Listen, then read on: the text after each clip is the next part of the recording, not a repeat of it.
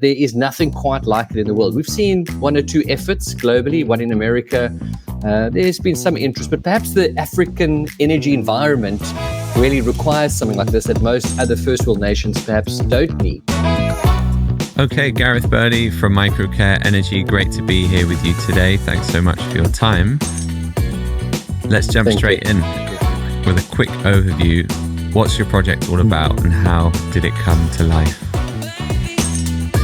Yeah, thanks for the opportunity. So Microcare is a company that's been manufacturing and innovating in the renewable energy space since 1990. So 35 years of history, quite an amazing story. And through the years, innovating, if you think 1990, all the way back then, solar, renewable energy, not really discussed. I mean, really focused primarily on an off-grid farm in the Northern Cape. And that's where our story sort of began. And solar and the need for renewable energy has evolved. And particularly Microcare being micro space, predominantly we've manufactured in the space sort of under 150, 250 kilowatts. Now that the evolution of electric vehicles and with this kind of off-grid lifestyle that we manufacture and live here at our factory, electric vehicles sort of became a little bit more and more in the conversation. And we did our first EV charger back in 2017, a little vehicle to grid charger, an 8 kilowatt with a Nissan Leaf. Fascinating project. But from that, it sort of evolved into a 50 kilowatt fast charger. And then we saw this real need for this project, a 50 kilowatt DC to DC charger. And we'll chat a little bit more about its uniqueness, but there is nothing quite like it in the world. We've seen one or two efforts globally, one in America. There's been some interest, but perhaps the African energy environment really requires something like this that most other first world nations perhaps don't need. So that sort of led us to inquiring about this possibility, and that's where we've run with that. And who are you serving? Is there a particular type of organization, business that might need this specific solution? Yeah, there's quite a few businesses and markets for this. Most people would think perhaps an EV charger for a domestic would be the right thing. This is more than just somebody putting it in their backyard to charge their EV at home, or maybe for a factory. This is a bigger application, and we can get into the specifics of it. But 50 kilowatt DC charging direct off PV sort of leads towards more specific applications. And if you could think about a bus or a series of buses that are moving along a route and stopping somewhere for a couple of minutes, that's valuable time that could have charged it being charged, an excavator. But in a shopping center, perhaps, or on a route, perhaps a petrol station along wants to be part of the EV market or part of the EV routes that are being offered across the country, but don't have the financial infrastructure to put big grid connected systems. These are all markets where little fast charging that require very little big infrastructure, grid AC infrastructure, can really make a difference. So there's a number of applications where this can really work.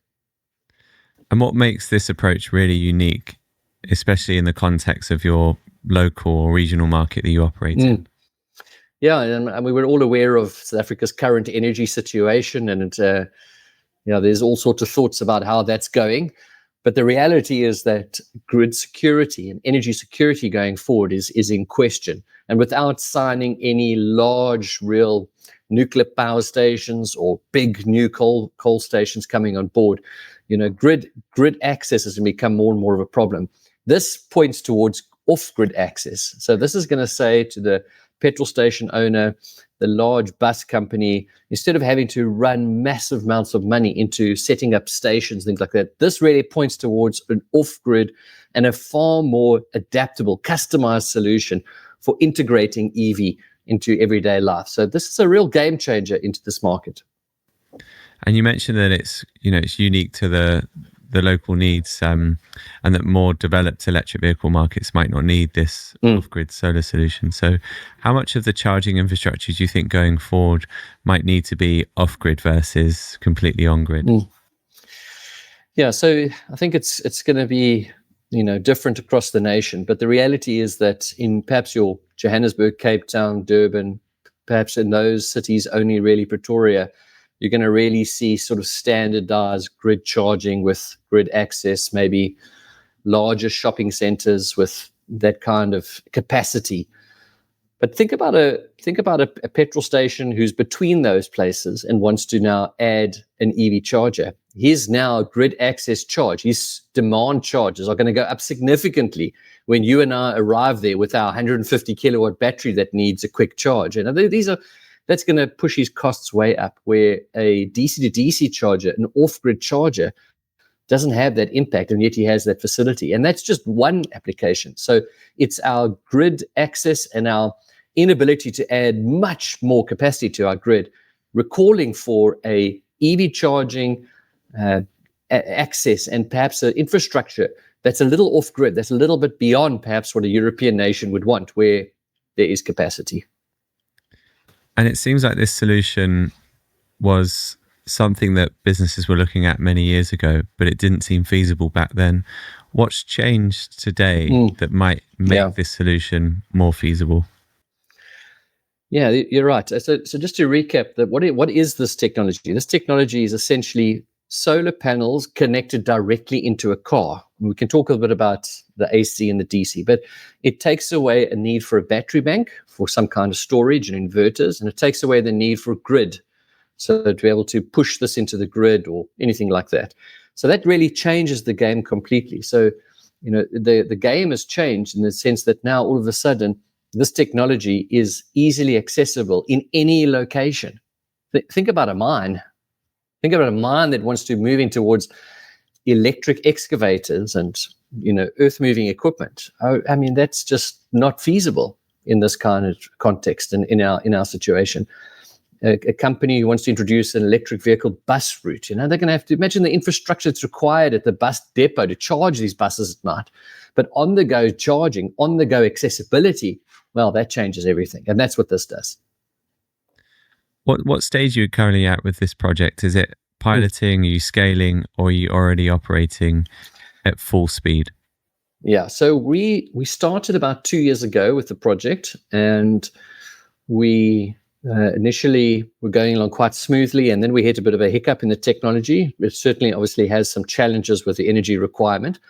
And then, of course, you've got to integrate it into all of these very smart cars and vehicles. I mean, they've got their own brains these days. So you really had to now be able to communicate with them. So it pushed us back about 6 months. But currently, we have a working prototype, and we are charging cars and we're charging buses. So we're at a point of actually doing it. We're not commercially ready yet. So we are still doing fine-tuning. We've introduced a modular approach to this. So it's a 50 kilowatt made up of 4 modules in it. And each of those modules is commercially available, and we're going to expand it going forward. So at this stage, the prototype is, I would say, 99% design is complete. And we just have some fine design, final look items to sort out. Software is written, and we're busy on the finalization of all the registering of the IP. Great stuff. And what kind of investment or support do you need to move things forward faster? Yeah. Well, essentially, I think that's what's quite key here is that Microcare is a manufacturing hub. We're here about innovating and showcasing that local products in the EV space can be done in South Africa. So in some ways, we're pioneering. We're saying, guys, don't look across borders, look local. Let's push the local drive. So our investment really saying, guys, what we're looking for now is commercial rollout partners. So we're all aware that there are electric buses being introduced, but there's so much more. Electric mining, there's petrol stations, there's stops along the way. We're now looking to take what we are predominantly a manufacturer, designer, R&D team. We're innovators. We're now looking for commercial partners to install and to roll this out. So we've had some wonderful engagements, have lots of interest, and we've already got an order book. So we are looking to take that even further now into key areas and markets. So financial investment is not on the design of the product. It's now about commercial rollout across the country. And as you grow, what kind of products or services are you looking to procure over the next 6 to 12 months? Yeah, so from a manufacturing point of view, I think we've got all covers, all boxes ticked there, and we're covered in that aspect because this is really what we've been doing for 35 years. The accessibility into there actually doesn't require, in engineering departments that are going to work with grid access. So we're really looking for off-grid accessibility. So the majority is going to be actually installing solar panels. I mean, if you think about the 12 kilowatt module, is going to need something like 30 panels installed, canopy, and then this unit grid accessing then into the vehicle. So there's a bit of sort of construction that's required, a little bit of the earth moving equipment, that aspect of it, where we're going to now have to set up these actual infrastructure. But predominantly, it's going to be DC installation. So solar companies installing, so our EPCs who are operating in this space, particularly when we move up towards 150, 200 kilowatts charging, we're going to need EPCs to come on board that have a good understanding of setting up that kind of space. But in terms of its modularity, it makes it fairly easy to install. And also the accessibility to the software and how it operates will be done from a factory side. So there will be scope and opportunity for us to increase our skills base and our staff here as we roll out more of these around the country. But essentially from an EPC side, installation, and then from a factory side, just increasing our capacity to handle the amount of installations, which will all be done, of course, remotely managing these systems. And what sort of impact do you expect to see, whether that's from the users, your customers, perhaps on the environment or even on the local economy? It's interesting. It's always hard to determine because it's an unknown space. There's very little of what we have, any background. And you can look a little bit about the amazing work that Gridcars and others have done in terms of the EV space and the EV highway. But this is going to be very different. This is going to look very different in that aspect. There's going to be far more site-focused kind of consumption. So think about buses and earth-moving equipment. But in terms of your petrol stations, the quick grid access, we're going to need to fit into all of that integration, because you can imagine 10 cars arriving at once, all want to use the charger. There's going to need to be some kind of, and Gridcars have done that exceptionally well. So we anticipate there'll be some teething. It's going to take a while, but we're not there yet, I think. And this is part of why we went into the EV space. Was 2017 was not a time when electric vehicles were really around, but we've proved the technology, the infrastructure and the support around EV in South Africa still has a long way to go. And there's some amazing people doing great things at SMA and other places. So it's fairly unknown for us. What we are confident of is that the technology, the support locally is going to be able to support whatever growth this does take place. But it's fairly unknown at this stage, which is quite exciting. And on the note of sort of support and technical expertise, are there any specific types of partners, organizations, or expertise that you're looking to connect with? There's lots of opportunities. I mean, if you think about pay gates and, there's all that infrastructure around there, there's been great interest in that side of things. Obviously, for the owners of these charging stations, for revenue generation for them, there's an opportunity in that aspect as this gets rolled out. As mentioned earlier, they're paying hefty for bringing on current EV chargers because it's pushing up their maximum demand, where this is going to remove that. So there is an opportunity for retrofitting this kind of solution to current EV charging, which could be a great way as well, which we will integrate. So there's the pay gate, I think, was quite important from an EPC side point of view. It's interesting. I don't know. Solar's changed a lot over the last little while. These days, mines have a renewable energy division, and bus companies now have to employ renewable energy people. So we're seeing perhaps less EPC focus and maybe a little bit more of it being adopted commercially by the industry. They can't afford not to have it. It's like your banks with renewable energy specialists. Those who are adopting this kind of EV integration from buses, mining, they've almost got their own RE specialists and training in that aspect. So it's difficult to say where it'll go over the next few years. It does feel like it's changing quite significantly already. But there are opportunities from a commercial, I think a CNI perspective, definitely with our EPCs. But from the pay gate side, there's great opportunities going forward. Very interesting. Yeah, we've seen quite a few pay gate payment solution innovations at Smarter Mobility Africa over the last few years. So hopefully we'll see a few more in October. Yeah. And so you're part of the Smarter Mobility Africa community, and we'll be seeing you in October. I have a question for you, which is, from your network, which organization or individual do you think must be attending Smarter Mobility Africa, or at least engage with our platform in some way? Yeah, having attended SMA and being involved in driving electric cars, and I think being part of an off-grid lifestyle, I think that's a very key thing, is that we're quickly seeing it move away from renewable energy specialists or companies who would do solar and EPCs, and it's becoming far more now for all commercial business. Banks, lawyers. I mean, there's a law firm that I know of here in our own city that are, they've got 3 EV cars, but they're plugging it in with small charges. They're missing out on the real return of investment and understanding what it actually is. So we're starting to see, as nobody spoke about solar and those things 10 years ago until they were forced to because of load shedding. I think we're starting to see that shift in the EV space, that mobility, the cost of fuel, the cost of expense of owning a vehicle, and now with the technology evolving so much that it's becoming more and more part of everyone's life. I mean, there's a law firm in town who are now understanding for themselves how their own operation can be a good financial investment for the company. Now you're starting to see that in a different way. Electric scooters for the delivery guys. These days a pharmacy should not be driving petrol and petrol motorbikes. They should be having electric scooters into their community. So you're starting to see the integration of every part of business life integrated now into EV space, which means that the ES Smart Mobility Africa is no longer a discussion about, electric buses and saving, carbon emissions and all those things. Now it's becoming financial sense. And actually businesses can't afford not to consider it, as we had this conversation 5 years ago about solar and renewable energy.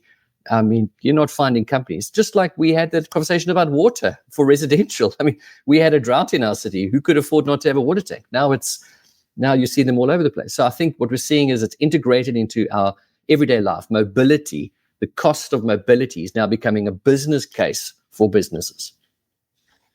That's great to hear, and I'm sure that will be music to many stakeholders' ears, that the financial case for electric vehicles is starting to improve. And it sounds like the innovations around charging infrastructure and incorporating that with the solar boom really that has taken place over the last few years might help to drive that cost down further. And on that note of cost, what are some of the expected cost savings that we might see as this innovation starts to develop and roll out?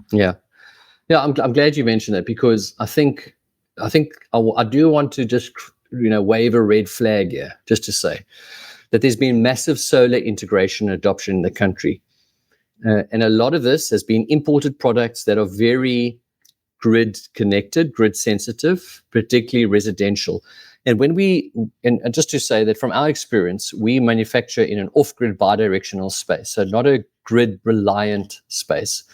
And what I've seen is friends, colleagues, businesses, those who are interested, when they start to get an electric vehicle and they start to integrate it in their day-to-day lives, they often trip up on this, because the systems that they often have, these cheaper imported solar lifestyle inverters we have, are not actually very good for this integration.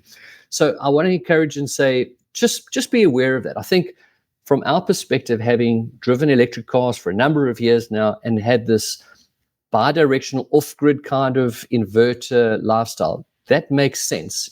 There's no point going down the EV route, and we won't talk about the hybrid route either. Those routes really must be financial sense, not just a cool new trend. So when it comes to finances and the return on investment, and we're talking about significant savings. My wife has a car that cost a brand new car, 5,500 Rand a month. I buy that same electric car, which is now available for the same amount over a 6-year period of time, and I'm saving 3,000 to 4,000 Rand a month of fuel. 3,000 to 4,000 Rand a month of fuel. Now, that's not possible with these other kind of solar integrated systems, but on an off-grid bidirectional, 100% possible. So you could see how significant the savings are. We're talking halving the period of return on investment, even better than we saw with solar. With this 50 kilowatt DC to DC, we're talking even greater numbers. We're talking significant savings at fast pace. So this is now a financial game changer, EVs. No longer convenience and, I'm fed up with the prices and out of control oil. No, this is now a business case. And the caution is, be careful not to invest in a technology that doesn't support EV, because many, I think, have gone down that route and without an understanding of the technology that's available. And I think that's something that we're really passionate about. And so the return on investment is significant, 2 to 3 years on a car. Wow. I mean, that's a game changer. Absolutely. And I think this cost saving point will be a big one at Smarter Mobility Africa, and I'm glad that you're joining some of the other sessions across the 2 days. So we'll be looking forward to unpacking that in more detail, and I'm sure many of the fleet managers and businesses that are looking at electric vehicles would love to hear some of your insights and forecasts there, Gareth. But for now, that's all we've got time for. So thanks so much for joining us for the Mobility Investment Project discussions today. And we'll see you in just a few weeks. Yeah, thank you, Ben, and looking forward to this meaningful conversation. I think it's already happening, so let's keep going. Great stuff. Thanks, Gareth. That's it. Bye.